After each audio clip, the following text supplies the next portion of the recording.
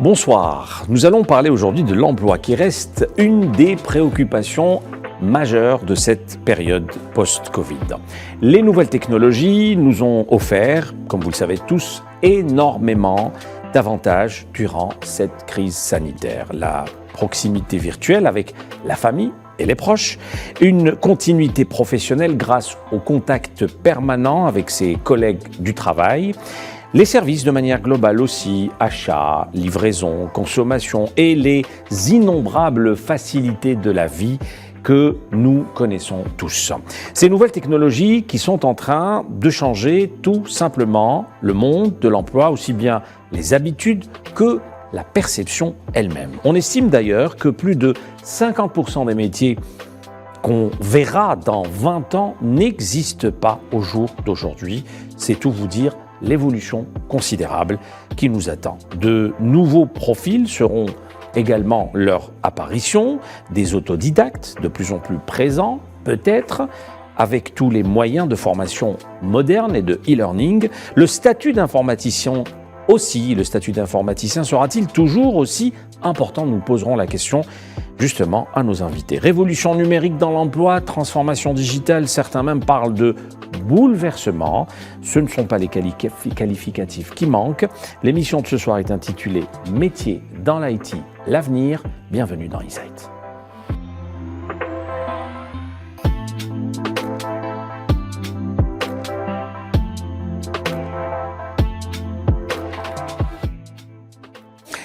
Mes invités sont Hashmi Ben Ali, directeur général de CM Consulting.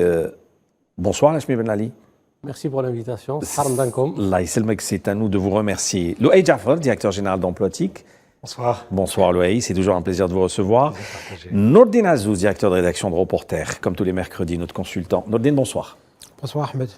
Alors messieurs, les métiers de l'IT évoluent très vite. On donnait ce chiffre à l'instant, plus de la moitié des métiers qu'on verra dans 2 décennies. Aujourd'hui, il n'existe pas. Cette tendance aujourd'hui, est-ce qu'elle vous fait peur? Est-ce qu'elle vous conforte? Quel est au juste votre sentiment, Hashmi Ben Ali?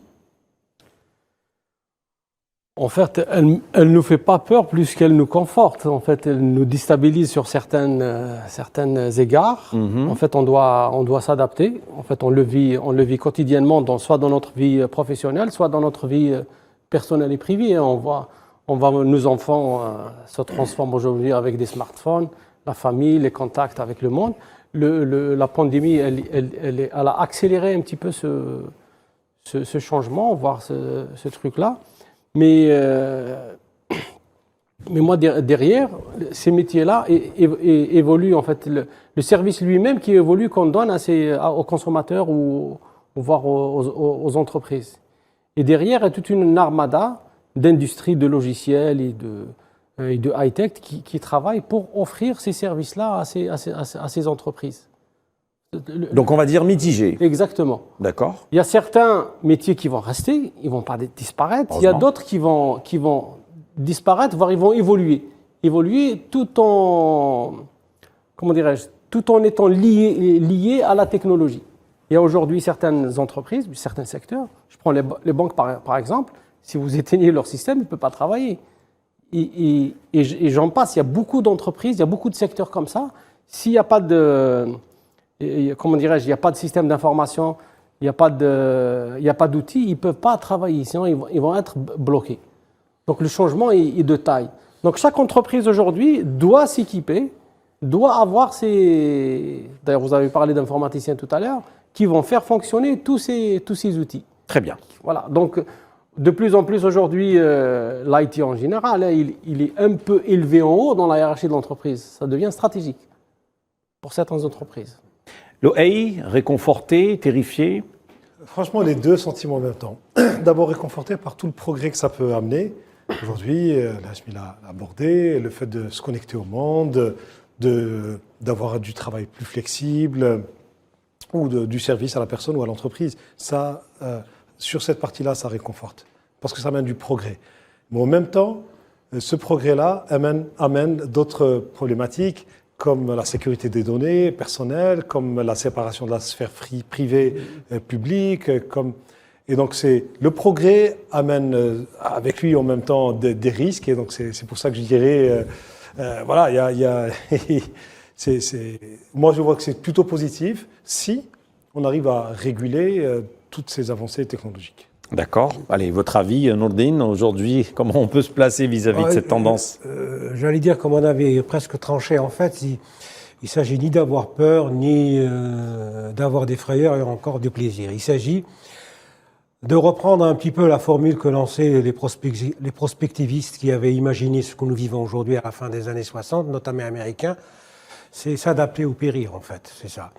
Donc nous sommes aujourd'hui en situation où tous les opérateurs, et en particulier les opérateurs économiques, parce que c'est eux qui font marcher le monde aujourd'hui et nos sociétés, ils sont dans la situation de s'adapter à quelque chose qui était en devenir, qui est aujourd'hui une réalité et qui va encore nous bousculer davantage avec des articulations qu'on n'imaginait même pas. Donc ces opérateurs-là, nous autres aussi, on est dans une situation de ou s'adapter ou alors périr. Peut-être que la formule est un petit peu radicale, mais en fait, elle résume aujourd'hui le contexte que nous vivons aujourd'hui.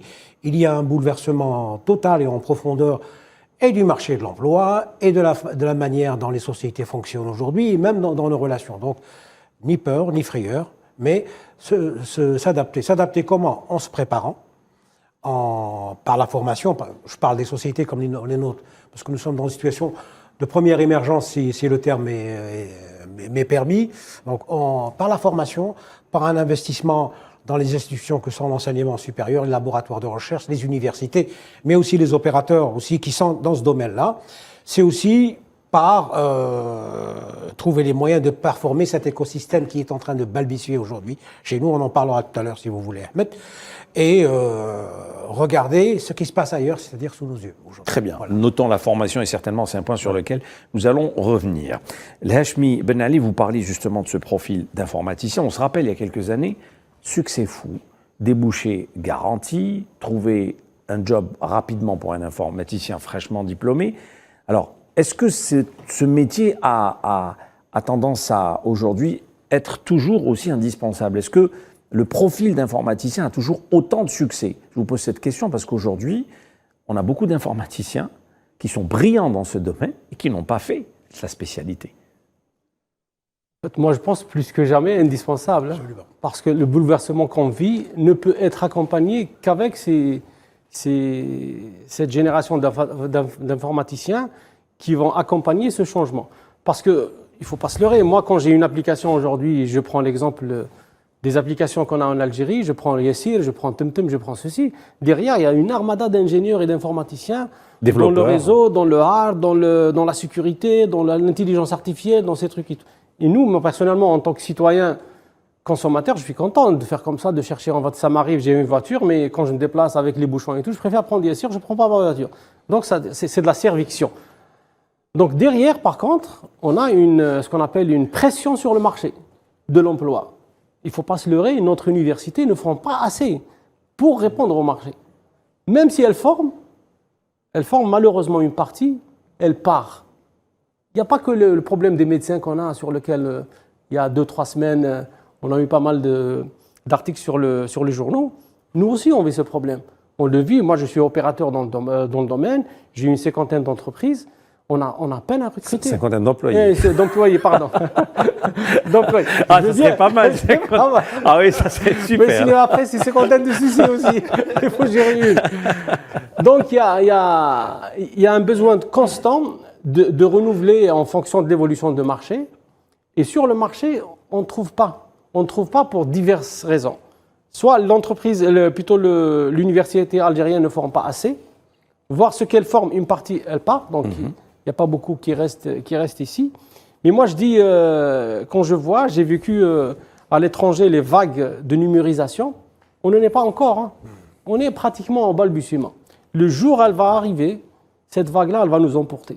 Parce qu'on ne sera pas prêt.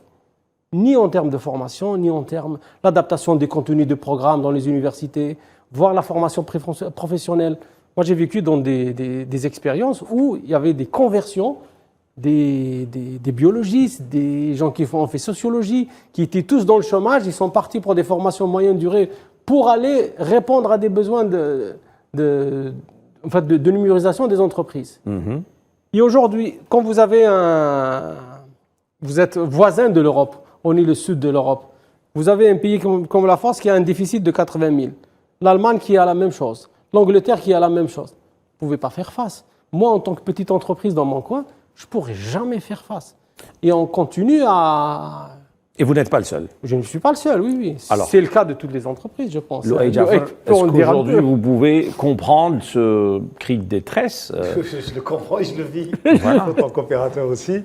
Non, d'abord, pour dire que oui, tous les métiers de la tech, en général, on le vend en poupe, et le Hashmi l'a bien montré avec des chiffres, c'est la ressource qui est la plus rare aujourd'hui, c'est le métier où toutes les entreprises partout dans le monde ont du mal à recruter. Donc ça, c'est clair.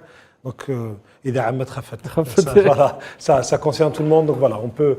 Moi, je peux témoigner avec des chiffres sur Emploitic. Les entreprises mettent 2 fois plus de temps à recruter un informaticien qu'un autre métier. Donc c'est très très dur. Par contre, moi, si tu permets, là, je peux voir aussi le verre à moitié plein. C'est que démographiquement, aujourd'hui, en Algérie, et le fait de notre indicateur de développement humain qui est bon, si on met dans son contexte régional, on a une population jeune qui est formée, donc qui va à l'université et qui est en quantité. Sauf qu'il nous en manque beaucoup dans l'informatique et les métiers de la tech. Et je pense qu'une orientation vers ces métiers-là pourrait répondre non seulement à un besoin local, mais aussi à un besoin international.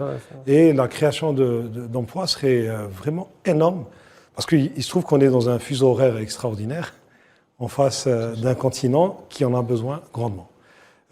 Donc, c'est un challenge aujourd'hui, c'est vrai, pour nos entreprises, mais ça pourrait être aussi une opportunité si on met les conditions.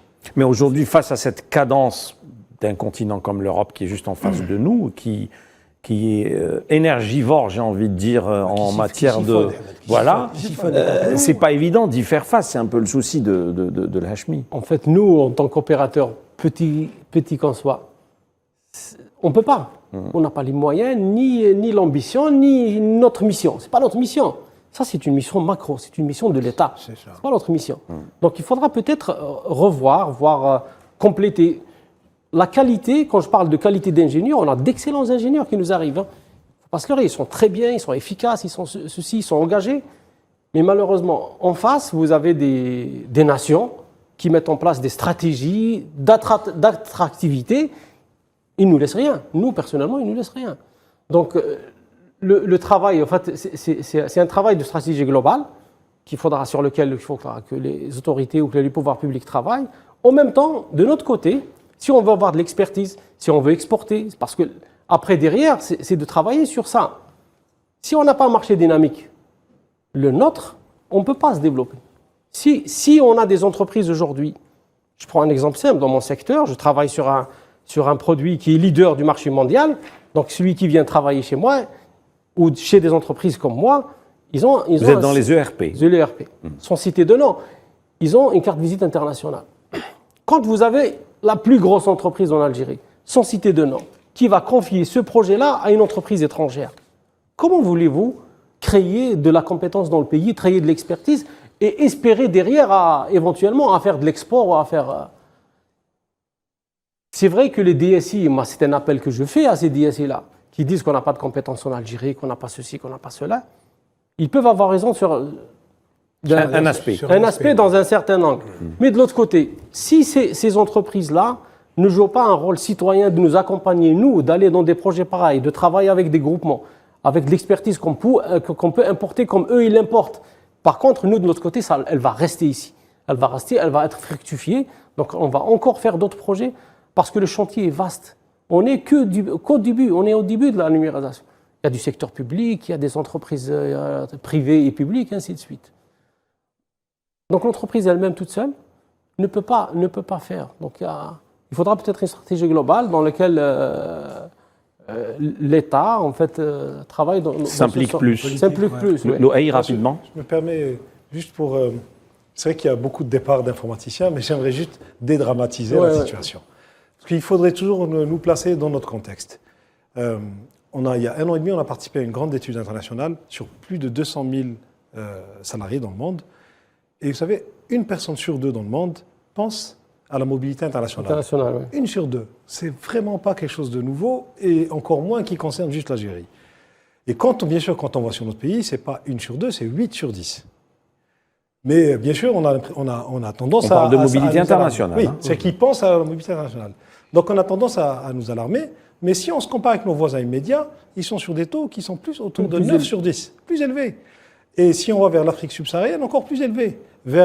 Si on va vers la région donc, plus à l'est, plus à l'est, Libye, Égypte et puis le Moyen-Orient, c'est encore plus élevé. Donc on a tendance à nous alarmer, mais finalement, la situation que nous vivons, c'est la majorité des pays de la planète qui la vivent. Parce que les pays développés, il n'y en a pas beaucoup. Hein. Donc, c'est moins d'un quart, hein, je pense, voire beaucoup moins.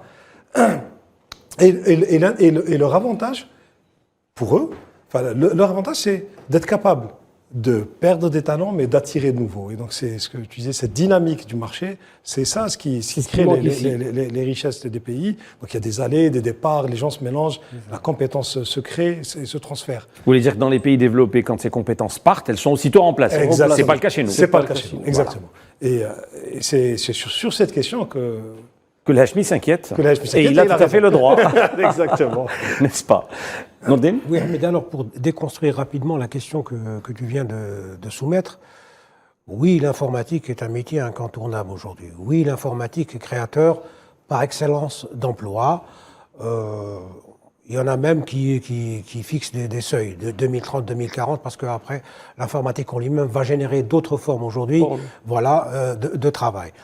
Pour ce qui nous concerne, moi je ne suis pas tout à fait d'accord avec ce que vient de dire M. Loaï sur le fait de ne pas dédramatiser. Moi je me souviens d'un débat, fin des années 90, où on avait avancé, des gens sérieux, avaient avancé un chiffre terrible déjà à l'époque. On parlait de 300 000 départs chez les informaticiens entre 92 et 98. Donc vous imaginez un petit peu. Depuis, il y a un indicateur qu'il va falloir vérifier aussi, qui nous dit qu'il y a 80 à 85% d'informaticiens qui sont partis ou qui sont sur le départ. Donc, c'est réellement une discipline qui est sollicitée. Tout à l'heure, on a parlé de pompage et de siphonnage. Je crois que ce sont des termes tout à fait exacts. Maintenant, la question, c'est comment retenir. C'est pour ça que tout à l'heure, on a parlé d'écosystème. C'est là où ça pose réellement problème. Il va falloir en fait travailler sur les tendances qui sont en train d'émerger aujourd'hui. On peut en citer 2 ou 3. L'accélération et l'encouragement des startups et des opérateurs qui travaillent sur le numérique et sur l'informatique. Essayer d'alléger un petit peu le cadre législatif et juridique dans lequel ils travaillent. Il y a eu une initiative très intéressante. Rappelez-vous le débat qu'on a eu sur la politique d'échange. Il y a un assouplissement vis-à-vis des opérateurs là. Et ça peut être quelque chose de très intéressant qui peut à la fois fixer nos compétences chez nous sur le sol algérien, mais aussi créer, ça sera un paradoxe, mais c'est comme ça, créer une forme de mobilité, mais ici à l'intérieur. Qu'est-ce que ça veut dire? Ça veut dire que si vous êtes un développeur et que vous développez des compétences et que vous avez en face un client ou un opérateur qui veut vous acheter vos services, etc., vous pouvez le faire à partir d'ici sans que cela bouge. Donc voilà. Caractère incontournable du métier d'informaticien, il n'y a pas de souci. Nécessité de la formation, parce que lui-même, c'est une formation qui évolue. Continue. Et là, voilà, je parle sous le contrôle de vos invités. Et puis, il va falloir continuer sur cette tendance-là. Je pense que c'est une question que tu vas poser au fur et à mesure de la discussion avec nos invités. Il va falloir accélérer les tendances qui sont en train d'émerger et ne pas tergiverser, parce que c'est très, très important. Loaï? Je voudrais juste Années préciser. 90. Non, les 300 000 qui sont partis, s'ils étaient restés, ils ne seraient pas employables. C'est ça, en fait, c'est sain, c'est naturel. Moi, quand je dis dédramatiser, je ne dis pas que ce n'est pas grave. Je dis que c'est le même cas dans tous les pays émergents. Et donc, nous, à la limite, on ne peut pas faire de la compétition aux pays européens. Honnêtement, c'est impossible. Par contre, nos voisins immédiats, si. attirer les compétences d'Afrique subsaharienne, si, on est capable. On l'a fait par le passé, dans les années 90, justement, et avant. On le fait moins maintenant. Et c'est quelque chose c'est une tendance qu'il faudra remettre sur la table. Être capable d'attirer et de laisser les gens partir, ceux qui veulent partir. Enfin, En fait, parmi les tendances, pardon, juste, vous avez les trois vous avez cité, bien sûr, sont tout à fait louables et positives. Moi, je rajoute une qui, pour moi, qui vient en socle pour tous, c'est le niveau de vie. C'est que si une personne de l'extérieur vient, le cadre de vie, exactement, il faut qu'elle puisse vivre convenablement. D'accord, Lachmi? En fait, moi, je pense, déjà, avant de penser à aller faire venir des gens, comment peut-on retenir cela? Moi, je pense pour retenir cela, il y a une seule chose, parce qu'on les voit, en fait, avec les analyses et tout. Celui qui sort de l'école aujourd'hui, il y a deux tendances. Il y a celui qui est déjà fixé, il veut aller continuer ses études, après espérer trouver un emploi en Europe et tout. C'est légitime, c'est normal. Il y a d'autres qui s'insèrent dans la société. Dans la société, dans le travail. Sauf que quand ils arrivent, soit il est embauché dans des entreprises directement, soit dans des administrations publiques, soit dans les nôtres. Dans les nôtres, normalement, on est comment dirais-je, des acteurs qui doivent porter cette révolution du numérique. Mais si cette révolution n'est pas lâchée, n'est pas sur le marché, on ne peut rien faire et on ne peut pas retenir, on ne peut pas payer, on peut rien faire. Le marché est petit. Voilà, c'est ça, le drame, il est là. Donc on forme, l'Algérie, elle forme, très bien, il y a de la qualité, avec des coûts de milliards, sauf qu'ils profitent à d'autres. Ils ne profitent pas pour nous, pour nos entreprises. Alors qu'on a un grand chantier qui arrive. Ce chantier-là n'arrive pas à sortir, donc il n'est pas sur le marché. D'accord. Voilà. Alors aujourd'hui, le profil évolue très vite. On a parlé de ces passionnés de nouvelles technologies qui arrivent à vite trouver du travail, parce qu'ils sont assez flexibles, assez légers sur plein d'aspects. Spécialistes cloud, développeurs logiciels, les profils changent énormément, experts en cybersécurité aussi. Dans vos entreprises respectives, vous avez une idée à peu près du profil qui sera très à la mode dans le proche avenir, hein, vraiment dans les quelques années qui viennent? Oui. Je te laisse. C'est une question compliquée. Très compliquée. C'est une question compliquée, mais moi, si tu permets, parce qu'en fait, l'intérêt des technologies, c'est qu'elles ont un caractère transversal. Et comme ça a été mentionné tout à l'heure, les technologies vont impacter tous les métiers. Et si dans les précédentes révolutions industrielles, c'était principalement des métiers à faible qualification qui étaient touchés, dans l'avenir, c'est des métiers qualifiés qui vont être touchés. Je ne dis pas qu'ils vont disparaître, mais qui vont être impactés. Donc, en réalité, cette révolution, Ahmed, elle touche deux choses. D'abord, le savoir. Il faut tout le temps le mettre à jour. Parce que de nouvelles technologies arrivent, de nouvelles industries arrivent. Et à la limite, qu'est-ce qu'on ne peut pas se préparer à ça? Il faut se préparer en étant en apprentissage permanent. Par contre, il y a d'autres types de compétences que moi je remarque dans l'exercice de mon job et que les entreprises cherchent, c'est les savoir-être. Et les savoir-être, c'est intrinsèque, c'est propre à l'humain. Ils ne sont pas très impactés par les nouvelles technologies. Je dis pas très parce qu'il n'y a pas eu d'études.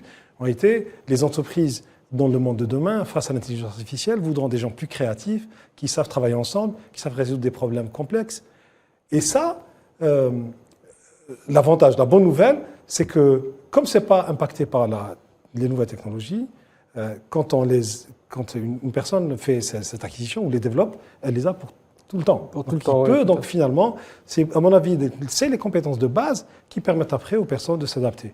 Mais je ne rentre pas, donc du coup, je n'ai pas répondu à la question, parce que je ne peux pas anticiper l'avenir, honnêtement. Si demain, on lance des projets de digitalisation de grande ampleur en Algérie, on aura besoin de développeurs, de personnes spécialisées dans le cloud, dans la cybersécurité. Dans le design, dans l'intelligence artificielle, machine learning, tout ça. Si on lance des projets principalement dans les finances, c'est un autre type de profil. Donc c'est pour ça qu'on ne connaît pas. Donc, tout dépend des stratégies macro de l'État dans tel ou tel domaine d'activité. Mais d'un point de vue mondial, oui, les métiers que tu as cités, donc le cloud, l'intelligence artificielle, les data scientists. Donc, c'est les métiers les plus... Machine learning et tout ça, c'est très demandé. Très bien. Et pour Lachmi Ben Ali? En fait, je rejoins ce qu'a dit Louay. Les soft skills sont la base. Mais c'est vrai, après les autres métiers, je parle de la sécurité, du cloud, de l'intelligence artificielle, du machine learning. Tous ces aspects-là, aujourd'hui, nous, on y travaille. Donc, en fonction des demandes qui nous viennent des entreprises. Donc, on a toujours ces touches-là. Il y a des collaborateurs qui travaillent sur... telle ou telle solution. On a tendance, aujourd'hui, la tendance, elle est dans le web, elle est dans le mobile. Tu as besoin des développeurs dans ce sens. Tu as aussi besoin de quelqu'un qui fait du design, un design qui fasse un écran qui est beau, qui est attractif. Donc on a ce qu'on appelle l'expérience utilisateur de l'autre côté pour améliorer l'attractivité de ton site, de ton application et ainsi de suite. Alors, question que je pose, même si aussi elle est difficile à répondre, et je vous concède ceci, Jafar Louay, vous parlez d'intelligence artificielle, on parle d'avenir, on parle justement de ces services qui évoluent à vitesse grand V. Est-ce que l'élément humain disparaîtra au profit de la machine ? C'est une question existentielle, vous allez me dire, philosophique. Mais bon, on peut avoir au moins quelques éléments de réponse. Il peut y avoir cette crainte, mais honnêtement, j'y crois absolument pas. Je pense qu'au contraire, il sera renforcé par justement ce que tu disais, les soft skills. Et d'ailleurs, il n'y a pas très longtemps, j'ai lu un article très intéressant. Qu'est-ce qu'on devrait enseigner à nos enfants pour les préparer au futur ? Finalement, c'est les fondamentaux, l'art, l'histoire, les maths. Et tout le reste, en fait, ils peuvent l'apprendre avec le temps. Donc, j'ai encore une fois pas répondu complètement à ta question, mais c'est comme ça que je vois les choses. Très bien, c'est la deuxième fois que vous ne répondez pas aux questions. J'espère que vous allez répondre pour le reste. Je complète. Il bifurque bien, Jafar Louay. Je complète avec l'analyse, la critique et le sens de contradiction qu'un ingénieur ou qu'un collaborateur peut avoir. Aujourd'hui, la plupart de nos équipes on dispose et ils excellent dans ça. Après, il y a les techniques, que ce soit l'intelligence artificielle ou le machine learning et tout, c'est des choses sur lesquelles ils travaillent pour rendre plus agréable l'expérience utilisateur de l'autre côté. Mais sinon, là-bas, c'est l'être humain. Voilà. C'est ça. Donc, il va pas disparaître, exactement. Voilà. Non, pour revenir aux questions qui ont été posées auparavant, sur l'impact. C'est vrai qu'il y aura destruction d'emplois, il ne faut pas discuter là-dessus, mais il n'y aura pas disparition totale de l'élément humain. Ça, toujours dans une usine ou dans un laboratoire ou dans quelle structure d'activité, il y aura toujours l'élément humain. Mais, attention, on revient aussi à la nécessité d'avoir une politique, une stratégie. Parce que c'est vrai que l'élément humain ne disparaîtra pas, mais encore faut-il le préparer. C'est-à-dire, et là, il faut falloir réfléchir en termes de logiciel. Tout le logiciel que nous avons aujourd'hui pour former nos jeunes gens et les élites et les cadres et les ouvriers, que sais-je encore, du futur, c'est-à-dire de l'école primaire, voire de la crèche, jusqu'à l'enseignement supérieur, il faut absolument le revoir, parce que ça ne va pas être le même comportement que l'ouvrier du début du XXe siècle dans l'usine, ça ne va pas être le même comportement que l'employé de bureau aujourd'hui en 2022 face à son administration ou dans son administration. Tout ça va changer. Et si tout cela va changer, il va falloir réfléchir en profondeur la façon même dont nous concevons et dont nous allons mettre en pratique nos politiques de formation. C'est ça le plus important. Parfait. Alors, les grands bouleversements des métiers de manière générale, et particulièrement dans l'IT, on l'a senti considérablement durant ces 2 années de crise sanitaire. Quels sont, et je demanderai vos expériences respectives, Lajmi Ben Ali et Jafar Louay, quels sont les changements majeurs que vous avez pu constater déjà à votre propre échelle, post-crise sanitaire? Bon, vous vous regardez à chaque fois. Vous allez finir par répondre. En fait, il y a de plus en plus, moi je pense qu'il y a de plus en plus d'entreprises qui commencent à réfléchir que l'IT devient indispensable.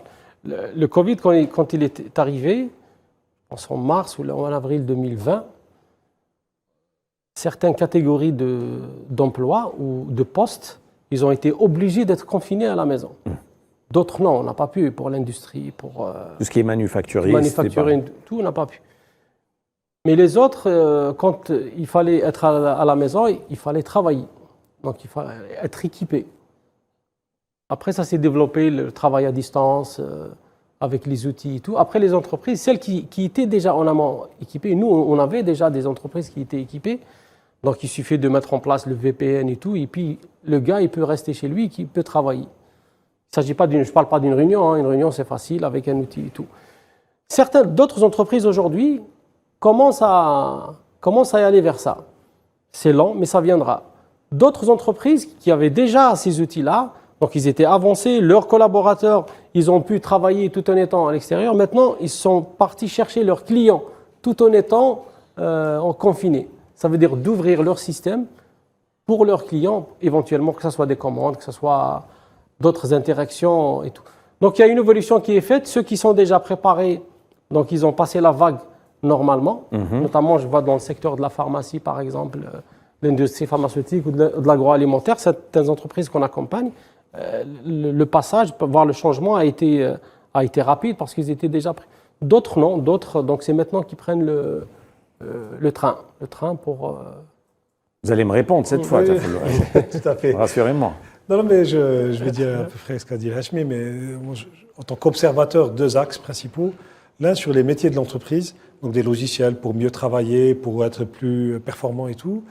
Et aussi, il y a la relation au travail, ou la relation au travail qui a complètement changé. On ne travaille plus pareil, ni des mêmes lieux, c'est-à-dire qu'aujourd'hui, le télétravail... La relation entre employés, vous voulez dire, entre la relation collaborateurs. entre employeurs et employés. Exact. Exactement. Aujourd'hui, la présence physique, elle n'est pas importante, donc il faut s'équiper pour. Pareil, sur les systèmes, auparavant, ils étaient dans l'entreprise. Maintenant, ils sont dans le cloud parce qu'on ne sait pas d'où est-ce qu'on va travailler demain. Donc, ça a accéléré la législation sur ces 2 aspects-là, donc, et c'est tant mieux. D'accord. Rapidement, je pense que là, à notre échelle, le grand bouleversement observé, c'est le recours au télétravail. Le télétravail était réservé avant le Covid aux happy few, c'est-à-dire aux entreprises qui avaient déjà une réflexion sur la nécessité d'introduire l'informatique et le numérique. On a vu que cette façon de faire s'est généralisée très très vite. C'est vrai que le processus a commencé un petit peu laborieusement, mais qu'on se rappelle un petit peu les débats qui ont eu lieu au niveau des corporations d'entreprise, au niveau des syndicats d'entreprise ou des think tanks comme CARE et d'autres, très vite, le télétravail est devenu quelque chose qui fait partie du quotidien. À cela, il faut ajouter, bien sûr, parce que c'est quelque chose qui est corrélé à l'accélération du télétravail, c'est la digitalisation de nos métiers. Bien sûr, nous n'avons pas été ou nous ne sommes pas au niveau observé ailleurs où on parle déjà de la technologie 4.0, y compris dans les usines, mais il y a quelque chose qui s'est passé de profondément impactant, et pas seulement en milieu de travail, mais également en ce qui concerne tous les aspects sociétaux de chez nous. Le smartphone, qui était considéré par certains comme un outil comme ça pour de simple communication, est devenu un bureau itinérant. C'est quelque chose de très important qui s'est passé.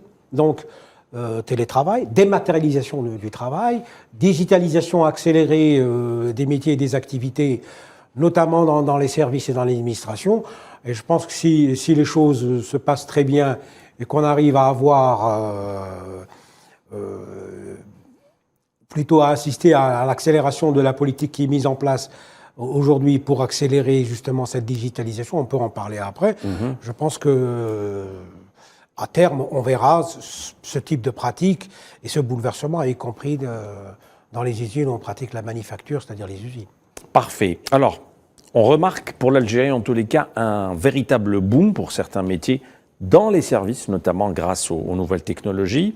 Loïc Jaafar, à travers Emploitique, vous avez déjà mené une enquête l'année dernière dans ce sens. Je crois savoir que même qu'il y a une autre enquête cette année. Qui est en préparation. Est-ce que vous pouvez nous en parler plus amplement? C'est une enquête qui s'appelle Perspective de recrutement. Et donc, ce qu'on voit, c'est exactement, dans les 6 prochains mois, est-ce qu'il va y avoir plus de recrutement ou moins? Et la bonne nouvelle qu'on a vue maintenant, c'est que c'est vrai que les entreprises commencent à se rétablir des 2 ans de Covid. Donc ça, c'est une bonne nouvelle. Donc les entreprises se remettent à embaucher. Honnêtement, on est loin encore des besoins des demandeurs d'emploi. Donc, mais quand même, il faut noter cette tendance qui est plutôt positive. Il y a d'autres chiffres, quand les chiffres sortiront, on va préciser par secteur d'activité et par métier qui seront les plus dynamiques. D'accord. Juste, je voulais revenir sur la remarque du télétravail que vous avez dit tout à l'heure. De Nordine, oui. Très intéressante parce que moi je pense que c'est pour l'Algérie ça crée un potentiel en termes de création d'emplois énorme. Je m'explique. Aujourd'hui, nos bassins de l'emploi sont connus. Honnêtement, c'est les grandes villes et on n'en a pas beaucoup. Sauf que l'Algérie est grande. Et qu'aujourd'hui, dans les méthodes de travail d'avant, il fallait faire déplacer les populations. Aujourd'hui, on n'est pas obligé. Je pense que tu as ce cas dans ton entreprise. Moi, j'ai des entreprises. On le fait. J'ai un développeur de Stripe, l'autre qui travaille à MEA, l'autre. Et ils ne sont pas obligés de venir au bureau pour travailler. Exactement. Et donc, ça, je pense que c'est une tendance et c'est quelque chose qui sera très positif pour nous en tant que pays. Et le fait que ça s'installe, donc on peut remercier le Covid. Hein. Exactement. Bien sûr, il a créé beaucoup de malheurs, mais ça nous a poussé un peu pour sortir de notre zone de confort. Et ce qui fait qu'aujourd'hui, l'emploi est pas... D'ailleurs, tu disais, il est international, mais nous, il devient national. C'est-à-dire qu'on peut embaucher des personnes de n'importe où sans les faire déplacer. Ça a tout simplement démocratisé le fait de travailler de chez soi et de ne pas se déplacer physiquement au travail. Aujourd'hui, il y a tous les outils. En plus de quand on parle de télétravail, il y a des outils de suivi et d'optimisation à distance et tout. Donc, c'est pour ça que ça, c'est possible. Sauf qu'à un certain moment, on a vécu cette histoire de télétravail et tout. Même les collaborateurs, ils sentent le besoin de revenir à l'entreprise pour créer le lien social, pour maintenir le lien social et tout. Donc, c'est un compromis qu'il faut trouver entre télétravail et travail. Alors, les premiers temps, c'était sympa de se retrouver à la maison. Oui, mais au bout d'un certain temps, le contact humain était... Le contact humain est indispensable à un certain moment, les gens. Donc, après, on crée des rotations. Je ne sais pas chez vous si c'est la même chose. On crée des rotations, une semaine sur deux, voire 3 jours par-ci, 2 jours par-là. Et en fonction de la flexibilité, l'essentiel qu'il y ait une productivité, une optimisation de... D'accord. C'est devenu un élément d'attractivité des entreprises. Avec les entreprises aujourd'hui, pas uniquement en Algérie, là au niveau mondial, quand elles présentent une offre d'emploi, quand elles veulent embaucher quelqu'un, elles disent aujourd'hui chez moi, je permets 50% de télétravail, 1 jour par semaine, 2 jours par semaine, et les talents d'aujourd'hui et de demain cherchent cette flexibilité. Oui, alors la flexibilité de travail, donc, elle est entrée grâce au Covid. Grâce au Covid, qui l'a complètement accéléré, et on ne reviendra pas, je pense, en arrière sur ça. Et la productivité peut être meilleure. Oui, tout à fait. Et oui. Quand on a 3 heures on l'a testé, exactement. On gagne le temps de transport. On évite les embouteillages. On évite des embouteillages. Et la personne, elle est chez elle, Pour une mère au foyer, par exemple, avec ses enfants, c'est beaucoup plus évident. Tout à fait. De gérer ça. Tout à fait. Non, même avec les parents, on a senti qu'il y a des parents, ils peuvent accompagner leurs enfants à l'école, et revenir, et puis travailler, aller les chercher manger avec eux à midi et tout. Donc ça crée quand même une certaine positivité chez les collaborateurs qui fait que la productivité, elle augmente. D'accord. Vous avez parlé tout à l'heure, Hachmi Ben Ali, et je reviens sur cette question, je vous avais promis de l'aborder, sur cette fameuse fuite des cerveaux, notamment de ces profils IT à l'étranger. Et aujourd'hui, vous insistez sur la formation. Vous dites que c'est la pierre angulaire, et c'est grâce à la formation, que ce soit à l'université ou en formation professionnelle, qui peut nous garantir une stabilité. En fait, j'avais parlé d'une stratégie globale. Aujourd'hui, moi, personnellement, mon entreprise, moi, en tant que patient, je suis actif dans des organisations patronales dans notre secteur. Je suis membre du CNPC, syndicat numérique affilié au CAPC, et je suis membre dans le board du GAN. Donc, on réfléchit à ces questions-là. Donc, emploi, numérique et formation, pour moi, c'est intimement lié. Donc, il y a des transformations des métiers. Certes, il y a les ingénieurs informaticiens qui arrivent, donc qui sont les premiers offrants, mais à un certain moment, j'ai dit tout à l'heure, quand la vague va arriver, ça ne va pas suffire. Qu'est-ce qu'on va faire? On va aller importer d'Afrique, on va aller importer d'Inde, Et à un certain moment, il faudra peut-être faire de la formation professionnelle, en plus de la formation universitaire, qui doit être adaptée, parce qu'aujourd'hui, la formation universitaire, dans certains domaines, elle est généraliste pour un ingénieur informaticien généraliste.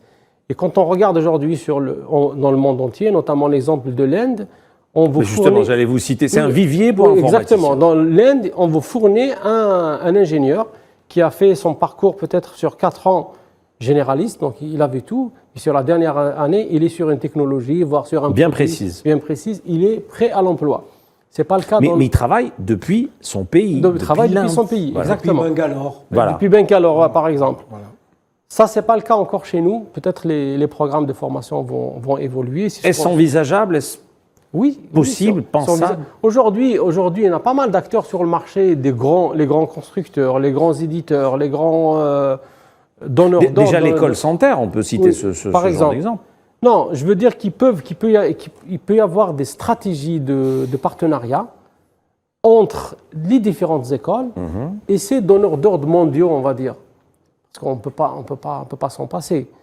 Sur les 6 mois, les derniers 6 mois de l'année d'une formation d'un ingénieur, ou une année qui travaille sur celui qui fait du réseau, par exemple, il peut prendre, je ne sais pas, je ne cite pas les noms, il y a des technologies qui sont connues sur le marché, qui sont très demandées, qui sont très sécurisées, ainsi de suite.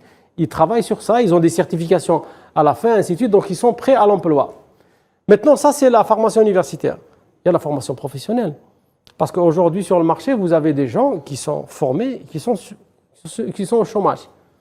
Moi, j'ai vécu cette expérience la fin des années 90. En Europe. Parce qu'ils n'ont pas de formation professionnalisante, comme on dit. Exactement. Voilà. Après, la demande, elle est là. On ne peut pas recruter. On ne trouve pas sur le marché. On va y aller vers l'Inde. Il y a des problèmes de langue, et ainsi de suite. Vers l'Algérie, à l'époque, il n'y en avait pas. Maintenant, il y en a un peu. Qu'est-ce qu'ils ont fait? Problème de langue, non?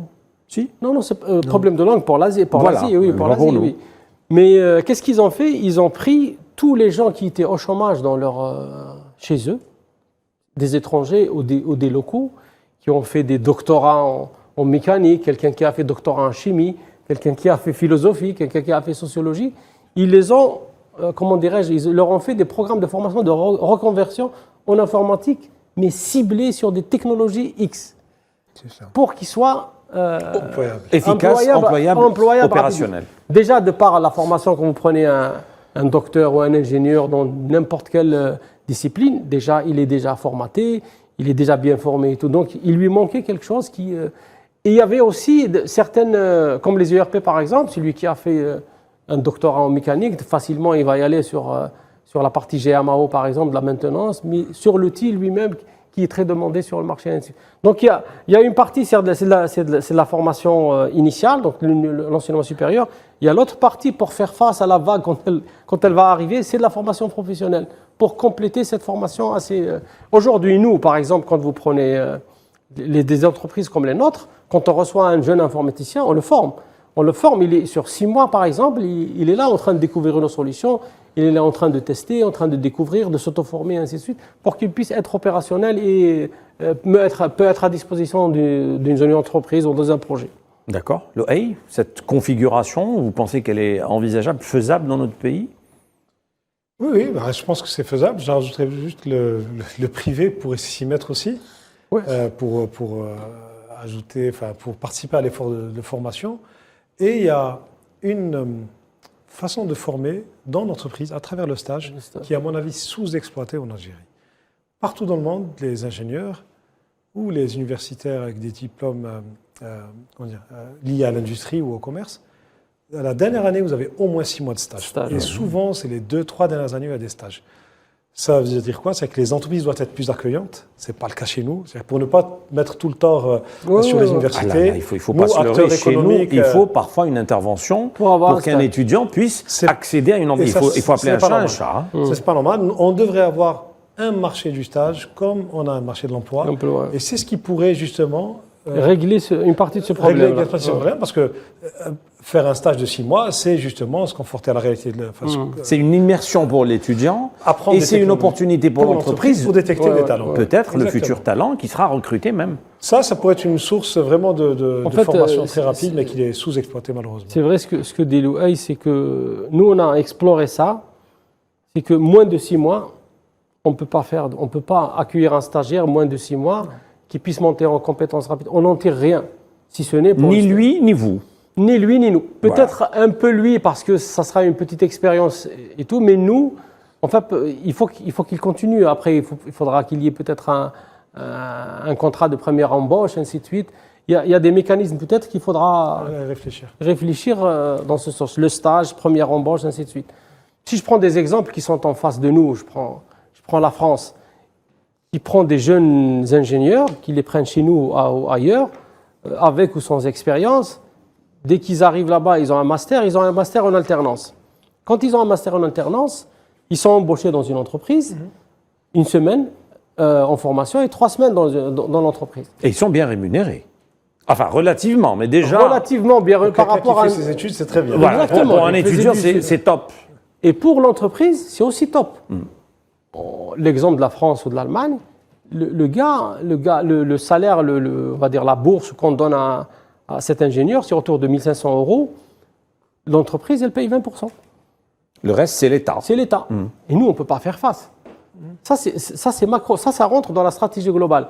Comment peut-on, chez nous, des Bac plus 5 qui arrivent sur le marché de l'emploi, comment les 2 années, ou les Bac plus 4, Bac plus 7, les 2 années plutôt les 2 premières années de travail du monde professionnel, que ce soit en alternance, comment l'État peut prendre en charge cette partie-là. Et nous, on est là pour compléter, hein, parce il faut aussi qu'on ait notre part de contribution. Mais sinon, on ne peut pas faire face. On a des concurrents qui sont plus grands que nous, qui sont plus attractifs que nous, qui sont... Voilà une configuration effectivement qui est inquiétante. Et je pense que c'est très difficile de faire face à ce genre de situation. Il n'y a pas photo. L'étudiant ne se pose pas 36 000 questions. Et donc, effectivement, on peut avoir une fuite de cerveau qu'on ne peut pas contrôler. Un commentaire ou... Non, j'en ai un, si tu permets.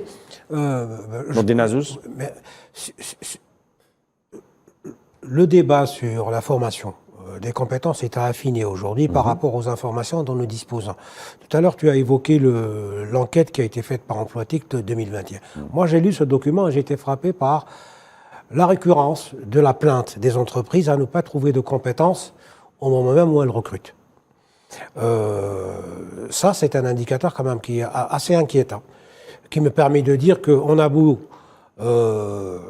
présenter la formation aujourd'hui, notamment des informaticiens, à l'université comme quelque chose qui va de soi et que nous avons des gens très intéressants qui sortent des facultés chaque année, je pense qu'il ne faut pas confondre avec les individualités, parce qu'il y en a qui sont intéressantes, et le collectif. Et le document qu'a produit Emploitic en 2021 le dit. Hein. Moi, j'étais frappé par le fait que les réponses des entreprises, c'est que nous ne trouvons pas des compétences prêtes à l'emploi tout de suite.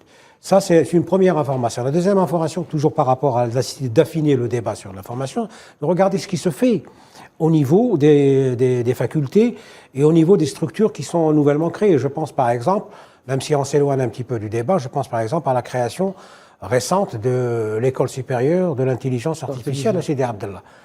Il serait intéressant que les opérateurs, par exemple, et nous autres, hommes de médias et tous ceux qui s'intéressent à la problématique, de savoir quel type d'enseignement est dispensé et pour quels objectifs.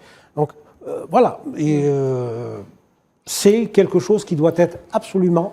En fait, peut-être associer l'entreprise au programme. Très juste, il faut les articuler. Voilà. Ouais, exactement. C'est pour ça que j'ai parlé d'affinement de ce débat. Parce qu'il y a les fondamentaux qu'il faut garder, mais après, il faut voir le marché, qu'est-ce qu'il demande et qu'est-ce qu'on va lui offrir rapidement. Parce que après, c'est une perte de temps. C'est ça. Et l'entreprise elle-même, c'est vrai, il avait dit tout à l'heure, c'est une vocation, nous, de former. Mais ce n'est pas notre métier. C'est ça. C'est pas notre métier. Nous, on est là pour délivrer des projets, pour faire avancer les choses et tout. Mais on se retrouve aujourd'hui à former plus qu'il ne le faut. On est en train de supporter un fardeau qui n'est pas le nôtre. Loïc, sur cette question d'employabilité que vient de mentionner Nordin Azouz. Non, je suis complètement d'accord. Il y a des initiatives qui sont bien, qui sont là, qui sont louables. Nous, on estime que, vu notre situation et l'urgence de la question d'employabilité, d'ailleurs qu'elle soit dans les nouvelles technologies ou d'autres, il y a moyen de réfléchir à de nouvelles choses et d'affiner le débat. Je suis complètement d'accord. D'accord. Alors, je vous laisse terminer éventuellement, Hachmi Ben Ali, quelques recommandations qu'on pourrait éventuellement... bon, c'est difficile ce que je vais vous demander. Aujourd'hui, je vais voir de toutes les couleurs. Mais vraiment, en 2-3 mots... Pas un plaidoyer, vous n'avez pas... Non, c'est pas un plaidoyer. J'ai un poète palestinien qui... Comment il s'appelle Mahmoud Darwish. Il a une expression, mais je ne me souviens pas, de Cher lui-même, je ne me souviens pas. Il te dit que la révolution, il faut la jeter... au peuple, et c'est lui qui va la prendre en charge. La révolution numérique, c'est la même chose. Il faut que les donneurs d'ordre, aujourd'hui le plus grand donneur d'ordre dans notre pays, c'est l'État. Donc il y a un travail sur la numérisation de l'administration qui doit être fait, il y a un travail sur les entreprises publiques, on est une économie à 80%, à 90% de public. Donc cette révolution-là, si les donneurs d'ordre la lancent sur le marché, nous on va l'adopter. On va leur dire, on va les rassurer qu'il y a des compétences, qu'on va avancer, qu'on va répondre à leurs exigences et ainsi de suite, et on va construire notre pays. Voilà. Parfait, très beau mot de fin. Merci beaucoup, Hachmi Ben Ali, directeur général de CM Consulting, Loïc Jafar, directeur général et cofondateur d'Emploitique, et Nordine Azouz, directeur de rédaction de Reporter. Merci messieurs d'avoir animé ce débat. Merci à vous de nous avoir suivis. Encore une fois, Saha Ramdankoum. Très bonne suite des programmes sur Al 24 News. À la semaine prochaine. Bonsoir.